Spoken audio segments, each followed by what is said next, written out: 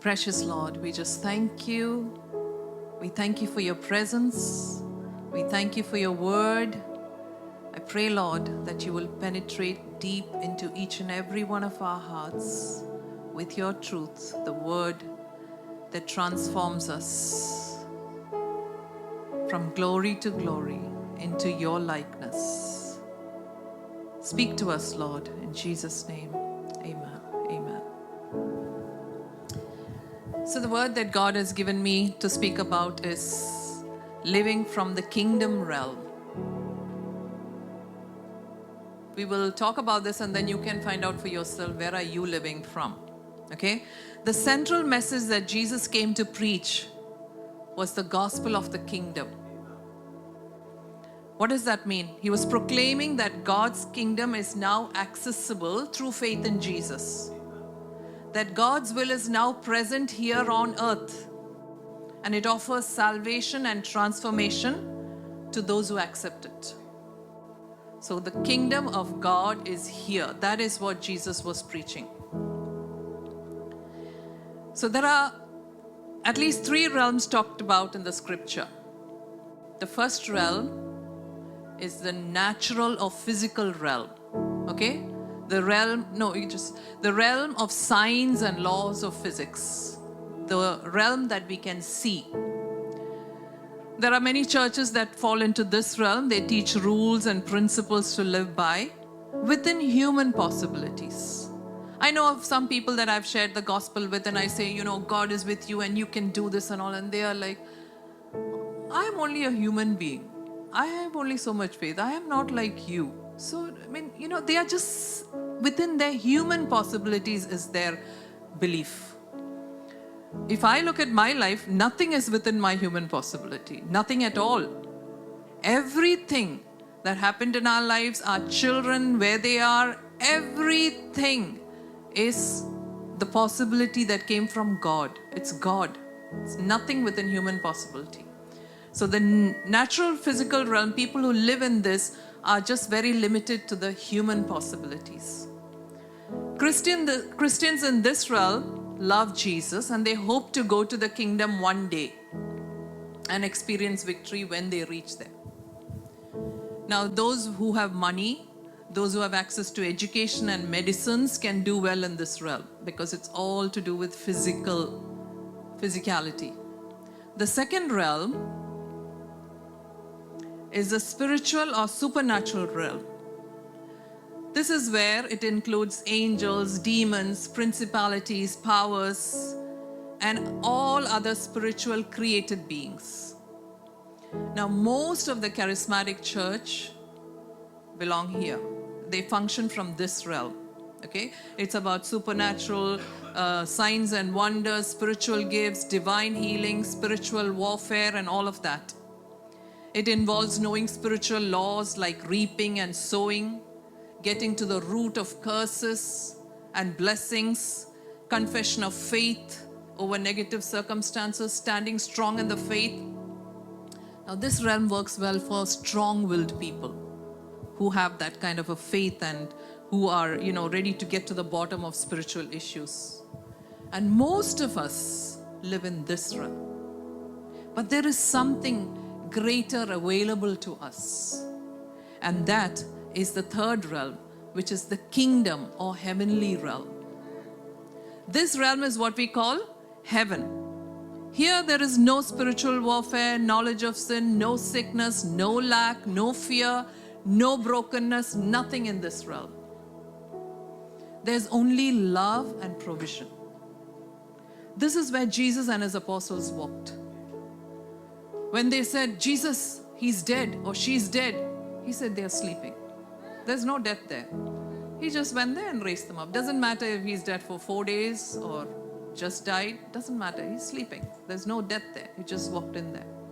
Apostles, Peter, Paul, all of them walked in like that and they just believed. They just walked in that kingdom realm. They didn't believe in any kind of sickness. Nothing could defeat them because they know that they have been placed there in the kingdom realm, not because of who they are, not because of what they did, not because of how strong in their faith they are, because of what Jesus did. And that same Jesus has died and done all this for each and every one of us. We have been equally empowered. The same Jesus. Why does Jesus heal us? Why does Jesus carry us forward? Why does Jesus give us why does God give us a second chance to do something? How many times we have disobeyed? How many times we've been unfaithful? How many times we've fallen? Why does God keep giving us a second chance? Because of Jesus. Because of his love for Jesus. And when he looks at us, he sees Jesus. So he will keep giving us the chances, because as much as he loves Jesus, he loves each and every one of us. When he looks at us, he sees Jesus. People who simply believe do well in this heavenly realm. You don't need money, education, nothing. You don't need willpower. You don't need anything. The only qualification here is to believe. Now, the first two realms from the bottom, that's the natural and the supernatural realm, is, many religions believe in these realms. The difference is they are all trying from down to get up to God. They're trying nirvana, perfection. They are trying all kinds of meditation to come from down to go up to the kingdom realm. The difference here with us is, it's the opposite of these religions. It starts in the highest realm. God is working his way in us. God came down, transformed us, and then he wants us to live on this earth from the kingdom realm. Amen? So the first two realms involve effort. There are things that we can do to change our lives. But in the highest realm, in the kingdom realm, there is nothing we can do. Everything is already done. It is simply received as a free gift. This is the rest of God. Are you walking in your life in the rest of God? Or are you still striving and trying to do things? So where are we living and operating from? Are we living in the kingdom realm now, or waiting for it to come someday? Are we living by the kingdom principles or worldly traditions and principles? The world has taught us so many traditions. Are we living by that? Or are we resting in God and living life from our identity as a child of God? Or are we trying to reach God by good deeds, or just living from our identity? Let us look at some of the Bible verses on the kingdom of God. Okay? John 3:3. Jesus answered and said to them, "Most assuredly I say to you, unless one is born again, he cannot see the kingdom of God." So are we born again? Yes. Amen. So we can all see the kingdom of God. John 3:5, Jesus answered, "Most assuredly I say to you, unless one is born of water and the Spirit, he cannot enter the kingdom of God.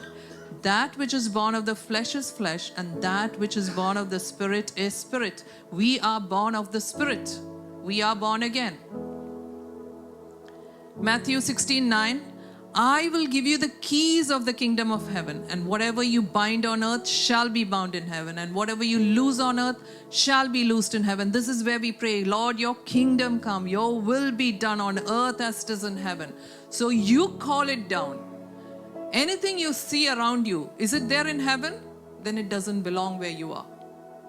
Pray against it. Cast it out. Bind it.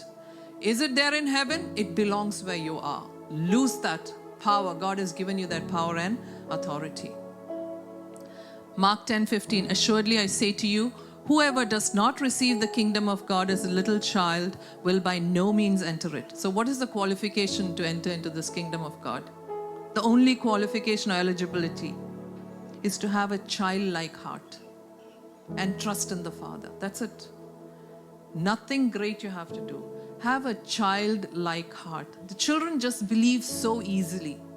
It's when we grow up that we have so much of logic and worldly things framing us that we can't believe easily. Children just simply believe. That's what we need to do. Now, before we discuss more of these realms, we should understand framing or conditioning. Okay?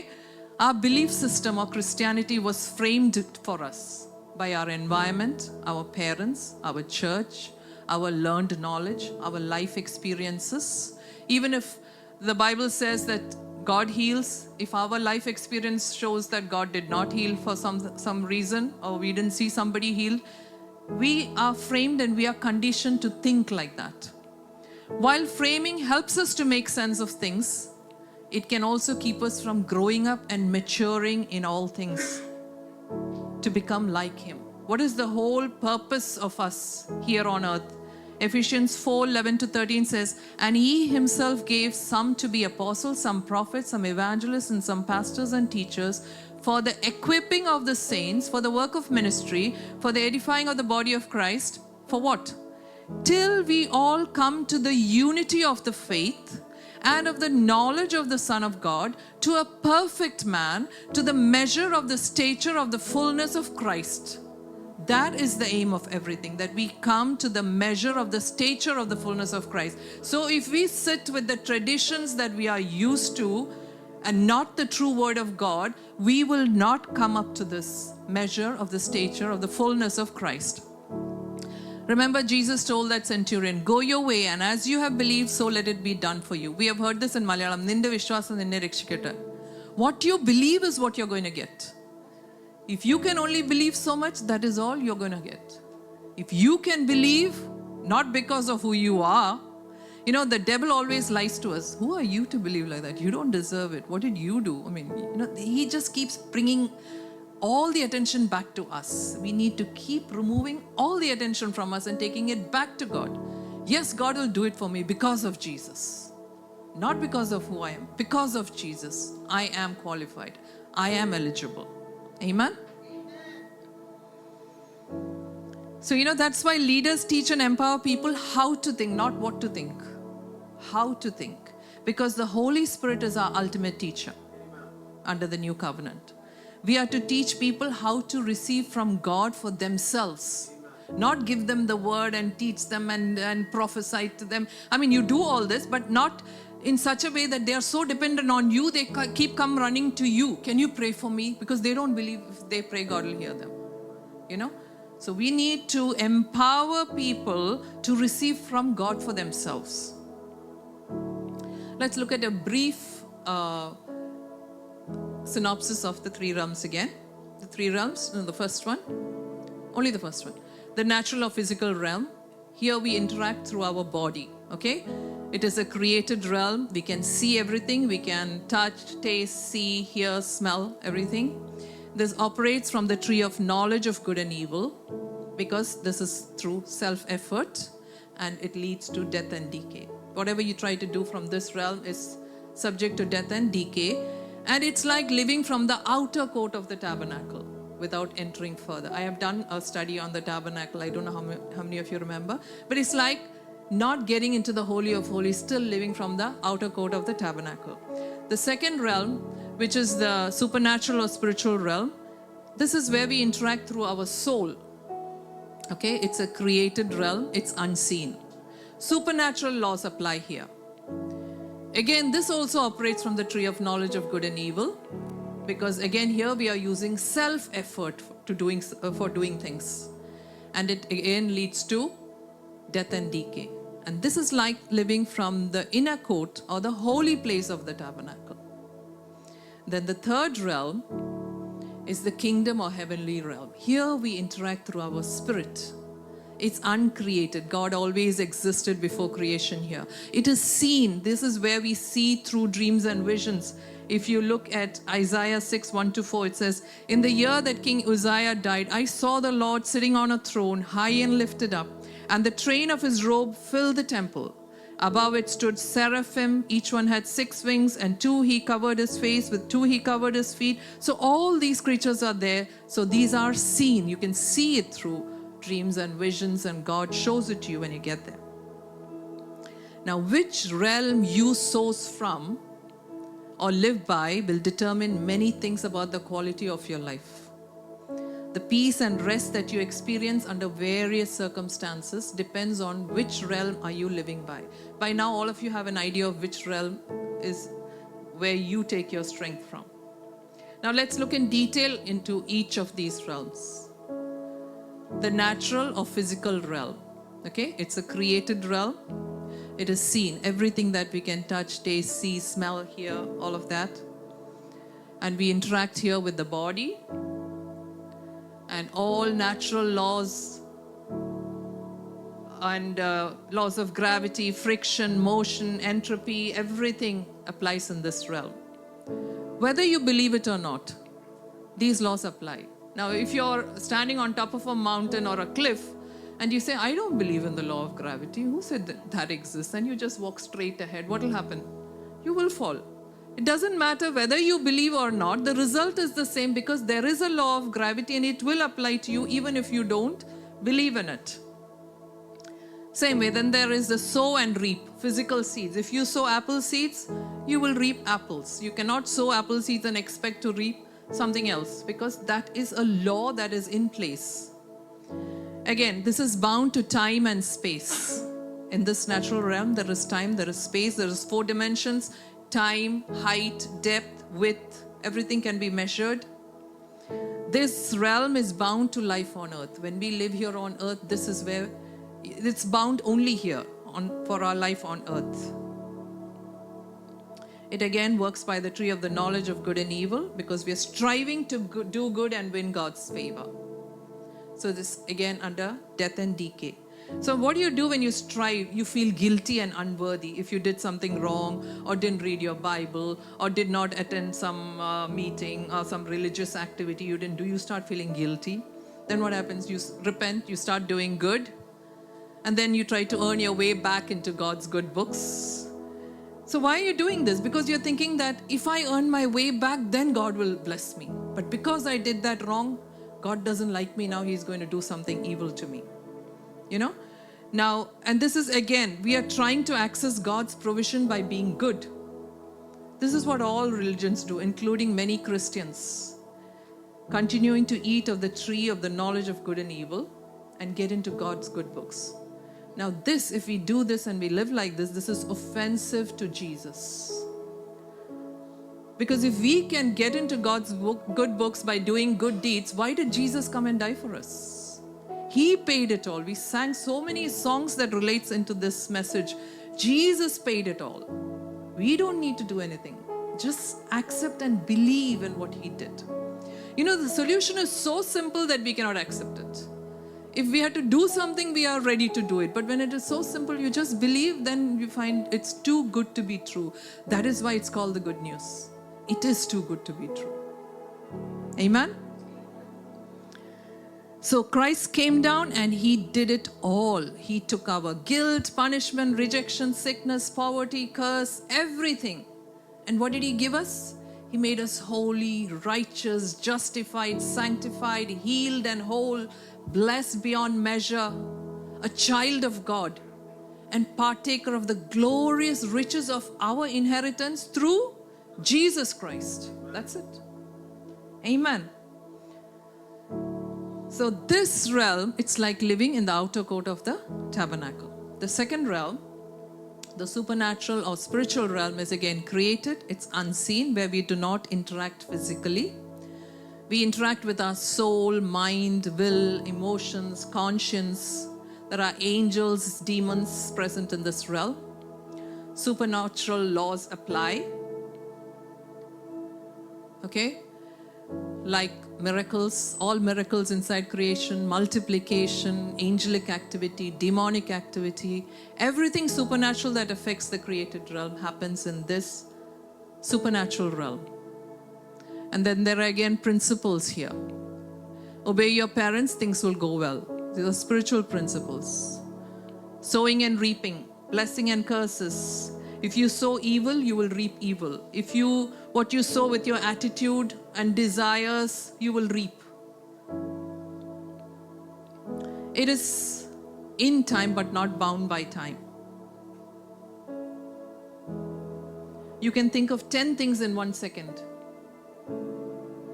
10 things will just flash through your mind, even without you realizing it. This is not under your control. It's supernatural.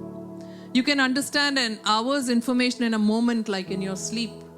Have you experienced that? I have many times, like when I was working and things like that. there were some things that I just couldn't get it or how to put it, and I would just break my head over it and think about it and not understand how to solve that issue and then go to sleep. And towards the morning as I'm waking up, it just drops in. This is it. And then you wake up, you know the solution. No, so it's so supernatural. And then again, you lose track of time. If you have an accident, you have no clue how long you were in the hospital. You wake up and you remember the day you had the accident. You don't remember that it has been a month or 2 months or 6 months after that. You just lose track of time.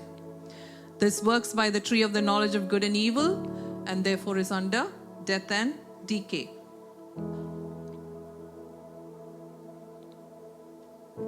You know what you deserve, so we try to do good, avoid bad, and get back into heaven. So this is again striving to do the right things.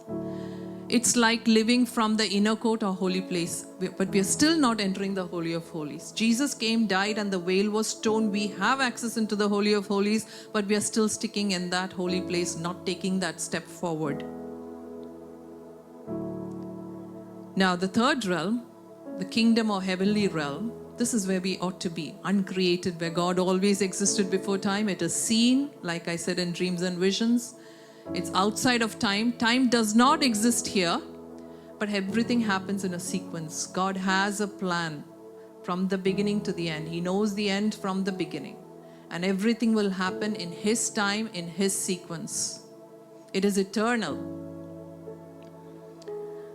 Jesus, the Son of God, image of the invisible God, firstborn, everything is created in Him. Okay, so our God is an invisible God. We all fall into trouble when we want something to see. We have to learn that God is His word. Just believe Him for what His word says. You know, when Adam and Eve, they reached out, God said, don't eat. And God had the very best for them. But they believed the devil. They did not believe God, what God said. And they tried to make things happen by reaching out for that fruit. Don't take your own effort into anything, because you're sure to fall. And we can interact here by our spirit. This realm works by the tree of life. There is no death and decay here, only life. Jesus is the tree of life. And we know when we became born again, the veil tore into two. God has given us access into the Holy of Holies. Jesus has come to live in our hearts. The Holy Spirit now lives in us. The Holy Spirit has become one with our spirit. We had no access here since the time Adam sinned till Jesus came and redeemed us. But once Jesus came and redeemed us, we have access into this realm. Amen. So all of us are in that phase where we have access into this realm. We just need to believe it. Believe what? What are we supposed to believe? His word. That is God. His word. Simply believe His word. Whatever it says is done. It is finished. Just believe. It may sound a little difficult. You know, like even Abraham and Sarah. God said, you will have a baby through Sarah. They thought, well, God, that's so sweet of you to say that, but, you know, we can help you with this. I know you want to give us a kid. Okay, let him have Hagar, and we'll have a kid. So if you put in your own effort and try to make something happen, what happens? It turns into disaster. Like Adam and Eve. They reached out for the fruit by themselves, trying to make something happen, to become like God. And what happened? It's turned into something disastrous. Okay? So the Spirit now has access to our soul and body. As born-again believers, we live outward through our spirit. It is spirit first, soul and body. We are led by the Spirit. We just don't go and do whatever we want to do, or we are led by the flesh and fleshly desires. We wait for our Spirit to lead us. We ask God and we are led by the Spirit. Now, kingdom laws apply here. There's no spiritual warfare, knowledge of sin, sickness, lack, fear, or brokenness in this realm. There's only love and provision. What does it say about this realm? The Word of God says that now we have the mind of Christ. We have it, whether you believe it or not. We have the love of God, we have the faith of God, the joy of the Lord, the peace that passeth all understanding, whether we believe it or not. Just like the law of gravity applies to you whether you believe it or not, this applies to you as a born-again child of God, whether you believe it or not. But you cannot exercise and walk in this unless you believe it. So our job is to believe it.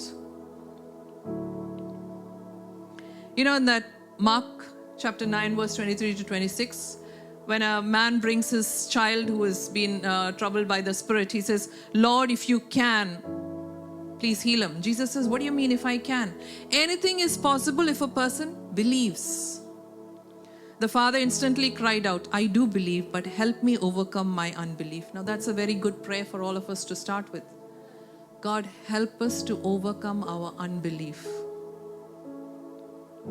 So let us learn how to train our souls to walk in the kingdom realm, in the rest of God.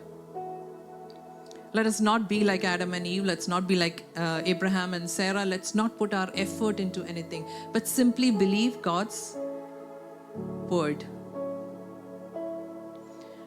God wants us to have a relationship with Him. We sang that song, God, unveil our hearts. Let us see you face to face.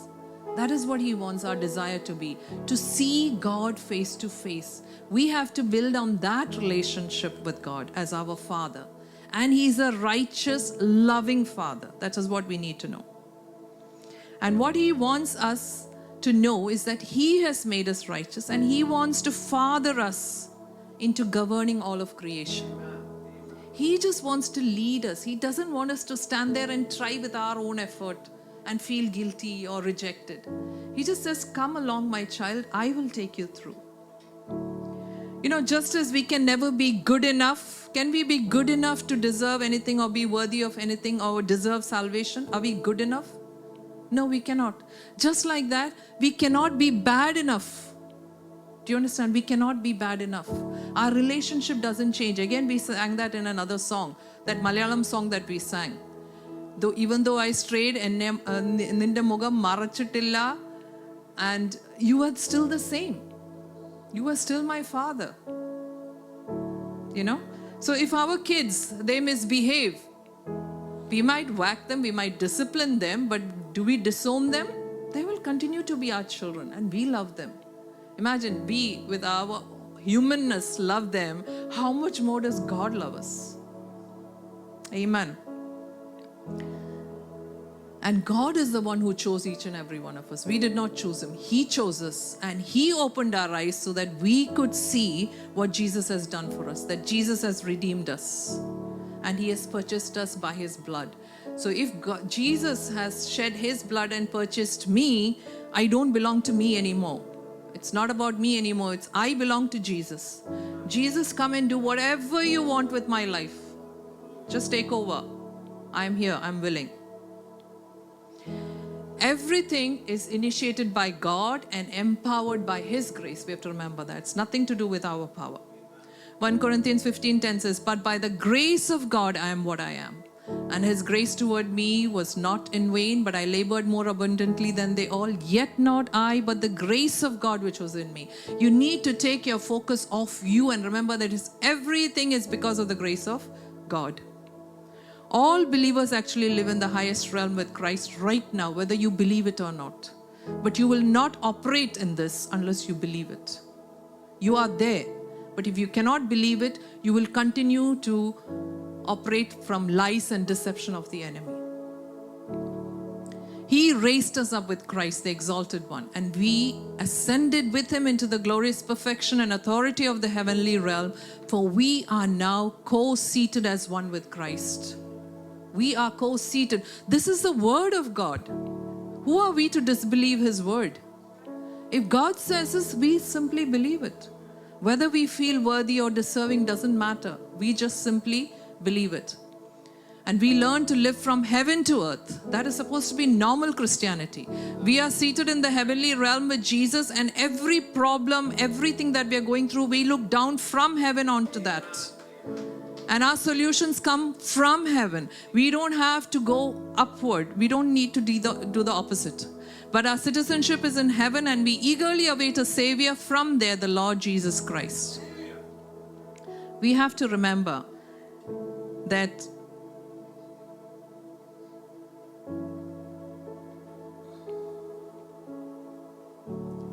Christ's resurrection is our resurrection too.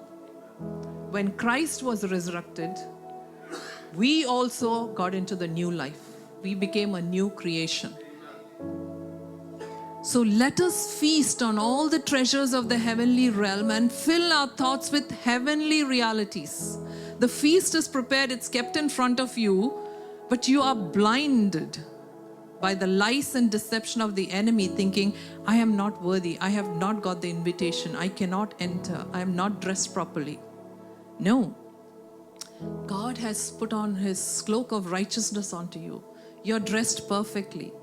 If you trust in Him, in what He did for you, not in yourself. Amen? Your crucifixion with Christ has severed the tie to this life, and now your true life is hidden away in God, in Christ. So when you think about something, what do I do about this, or where do I send my kids, or what are my kids going to, anything that you come, remember, it's not your life. It's not your life. It's not for you to worry about. Christ has purchased you with a price. He has shed His blood. And He loves us much more than we love our children. He loves our children much more than we love our children. Why should we worry about our children? God takes care of them. You know, I pray, God, I want to know You. I want to be addicted to Your presence. Just sit and delight in Your presence. Walk in the awareness of Your presence. We can just go about, out of 24 hours a day, we can go about maybe, 8 hours we sleep and the rest, so about 22 or 21 hours we can just go, 23 hours we can go ahead without even thinking about God. And that 1 hour when we sit down to pray or something, suddenly we read the Bible, we know God is there, everything. How can it sustain you to the rest of it? You have to remember that the Holy Spirit is walking with you. Talk to Him constantly in your mind, you know. God, what do you think I should do about this? He'll just keep dropping supernatural solutions for everything into your mind. You're walking as a child with His Father. Remember that. How to live from the kingdom realm. Believing God's word without a doubt. God's love language is to be believed. So if you say, God, I love you, and you don't believe Him, you do not love Him. What is God's love language? To be believed. That is our part, to believe. God has done it all. All we have to do is believe. Now the thing is, we read these things, we know these things in our head, but belief is only when it becomes deeply entrenched in our hearts that we can live from it. Okay, we all know these things. We have heard it so many times. We read it every day, but we need it entrenched in our hearts. And I know the difference of that is when our son passed away, you know, I knew everything. I knew I'm going to see him again. I knew he's gone to heaven. I knew he lived for the Lord. I knew Jesus died for him. I knew everything in theory. But my heart was breaking. There was so much of turmoil and sorrow and why God and this and that, very quietly inside. But in my head, all the truth is there. There is just no connection. But unless you have that connection, you cannot get into the rest of God. So I started praying, God, I know the truth. You have to pull out this grief. I cannot. Put your hand into my heart and pull out that grief. And make everything, the truth that I know, so real in my heart that there is no shadow of a doubt there. And He did that. I don't know how soon He did that or when He did that, but He did that. So it has become such an integral part of my heart and belief that now I have such a rest about it. There is no more turmoil. This is where I can say, like Shadrach, Meshach and Abednego, they were thrown into the fire, and when they came out, they did not even smell of the fire. Remember that? I can say that I have come out of that fire, I don't even smell of that fire. I don't walk around like a woman who has lost her son and, doomsday. I don't. No. Something happened. I don't understand why it happened. But God's truth has become an integral part of my belief. And I believe and trust in Him and Him alone. And that's all we all need to do. We don't need to know the whys of anything. God will take care of everything for us. So let us ask the Holy Spirit to teach us the reality, to come and direct our lives. Let us focus on the message of grace and the finished work of Jesus Christ, not on what we have to do. Let us focus on what Jesus did. Most of the time we are sitting in prayer time and thinking of what we should be doing. Think of what He has already done. When you let that sink into you, then you will be grateful and full of gratitude and love and want to do something for Him. Let us gaze upon the true nature of God. Remember that He is a loving God. Jesus came and showed us the character of the Father. He is a loving God. So let us enjoy an intimate relationship with God that is based on His love and acceptance and not based on fear and obligation. Whatever realm you believe in has power and jurisdiction over you. Let's look at different scenarios in the three realms so you'll get a better idea. Now, in the natural or physical realm, you need healing. You're sick. What do? You see a doctor, you take some medication, you boost your immunity. That's all you know you can do. If you don't have money, what do? You use faith to wait on God. You fast and pray, God, I need finances for this and that. And then you ask others to pray, and then you declare that God will, do what I want. It's not a bad thing to fast and pray and trust God and just fast and pray. It is good, but what is the problem? Fasting and prayer and spending time with God should be to know the true character of God, to trust Him more, to walk in the kingdom realm, believing His promises. Our prayer should be, Lord, help our unbelief. This fasting and prayer should not be to beg for God's attention and His mercy and please, Lord, I will fast for 31 days and then you will hear my... No, that's not hoping that He will protect and provide you. Now let's take an example. Supposing my kid was sick and I fasted and prayed for 21 days. It was an impossible situation, but he got healed. So where is my source? In my fasting and my praying. I'll be putting everything on that. So tomorrow your kid is in that same situation. I'll come and tell you, you know what? I fasted for 21 days. Just do that. Your kid will be healed. So where is God in this? And supposing something, God forbid, your kid passes away. In my mind, you did not do what I told you to do. 21 days you did not fast. And in your mind, you're so guilty. Oh, I did not fast for 21 days. Is this the truth? It's lies, it's deception. God is the one who does everything. We have nothing to do in this equation. So yeah, let's, and then the third one, spirituality. Now we go by outward appearances, fleshly striving and sacrifices. You've seen that. People dress in a certain way to show that they are spiritual and all of that. The next realm, the same healing, what do?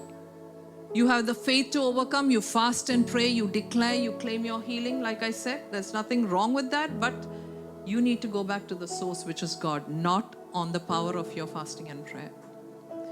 Finance, we again do the same thing. We fast and pray and we ask others to pray and we declare and then we get our problems sorted. It happens, it works. It works. I'm not saying it doesn't work. But when you get something through that kind of striving and self-effort, you have to continue putting that kind of self-effort to sustain this, what you got. You pray, you believe for a building and you get it, let's say. You'll have to strive and fast and pray to continue to sustain that building, to pay the rents and to pay this and to pay that. But if you got it as a son of God, He will sustain it. In His time, He will give it to you. Everything will work out perfectly. Spirituality, again, you use faith, fasting, prayer, spiritual striving and sacrifices. Again, it is on your effort. This is all, both these are from the tree of the knowledge of good and evil. Self-effort. In the kingdom realm, what happens? There is no sickness in the kingdom realm. That's what the word says, and so you simply believe it. Psalm 91:10. You have made the Most High your home. No harm will come to you. No sickness will come near your house. He will put his angels in charge of you to protect you in all your ways. You just simply believe that. Don't be shaken by what you see. Continue to believe, and then it will manifest. There is no lack in the kingdom. Our Father knows our needs and provides even before we ask Him. Philippians 4:19, and my God shall supply all your need according to His riches in glory by Christ Jesus. Not according to your bank balance or your abilities, nothing. According to His riches. Just simply believe. You know, we traveled last year, we went for nearly 2.5 months. We traveled 7 sectors, okay? And we are not going on confirmed tickets. We are going on subject to load tickets, which means in airline terms, okay is ottal kera. Okay, that's what it means. If there is seat, you can get it. But we sat down and we booked tickets. We are just looking at all the dates. And I will just randomly, I will look at the calendar and tell him dates, and he will do the, not booking, but putting the names on that flight. So we did that. We did it from Cochin to Bahrain, Bahrain to London, London to Las Vegas, Las Vegas to Toronto, Toronto to London, London to Bahrain, Bahrain to Cochin. Before we went from here, we put our dates. I just told him, put this date, then we'll stay so many days, put this date, put this date, put this. It's all, we don't know whether there are seats available or not. And my sister said, she also travels on subject to load. She has those facilities, but she never uses that. She will pay and go. She'll say, I don't want to take any risk. I'll never get seats. So when I told her we are going, she said, you're planning to go to all these places with your subject load tickets. What if you don't get seats? What will you do? I said, in my mind, they're all confirmed seats. And what happened? On all those precise dates we traveled, all those sectors we traveled, and we came back. And I told my sister, see, it was like confirmed. She said, that's because you had faith for it. That's why you got it. I cannot have that kind of faith. So, you know, what you believe is what you're going to get. In my mind, there is no doubt that my Father loves me and He has planned this with me, for me. It's not like I'm saying, God, I'm asking God, please give me wisdom, give us the wisdom when we should go, when we should come. He gave us the date, He guided us. And if by any chance I don't get the seats, I know God has a reason for that too. God says, no, I want you here for 2 more days. Maybe He wants me to meet somebody. Maybe He's protecting me from something. It's fine. He will take care of it. Like I told you, the previous time we went, we were going to Canada, we were sitting in the airport, they check us in, and we were waiting at the boarding gate, and there's such a long queue. Everybody got in and they said, sorry sir, the flight is full. So he looked at me and said, the flight is full. I said, it's okay, just keep praying in tongues. We're just sitting there praying in tongues. And then everybody went in and the flight is going to close. They said, sorry sir, the flight is full. Your chances are really bad. And then suddenly, she picks up the phone. Oh, okay. So both of them are getting offloaded. So can I take these 2 passengers here then? Okay. Sir, please come in. So I didn't pray, God, please offload somebody and take us. I did not. I did not pray that. I just continued to believe, Father, you want us to go, we will go. And we went and we got 2 seats next to each other. Mind you, that means it was a couple who got offloaded. Otherwise, we could have been in 2 different places. We went. So I just simply trust. That is the kind of trust that God wants us to have. We need to build up that and start to learn to live in our identity as sons of God based on our relationship with a loving Father and believing His word. Amen? Can we close our eyes? Hallelujah. And let us just examine, where are we in this realm? How are we living our lives? Precious Lord, thank you. Thank you for your word. Lord, help us to never doubt your word. Help our unbelief, O God. Help us to know that you're a loving Father who will take care of us, who loves us, who watches over us. You are our protector. You are our provider. You have done it all. You have paid it all. Help us to walk in that relationship as your child. Yes, Lord. Thank you for you're an amazing Father. Help us to see you face to face and know you for who you truly are. Take away every lies and deception and conditioning from our hearts and our minds, Lord. Wash us clean so that we can just glean from the truth and know who you really are. And just fall back and trust you and not lean on our own understanding, Lord. Just lean on you and trust you, knowing that you're a Father who loves us and who is always there for us, who will never leave us nor forsake us. And you're waiting to hold us in your arms, Lord. We thank you and we praise you. And I pray, Father, that you will help each and every one of us here to believe your word, not to put in any effort, not to strive with our self-effort, but just remember that you have done it all, and to live in victory and to live from the kingdom realm here and now in all victory. We ask this in Jesus' name. Amen. Amen.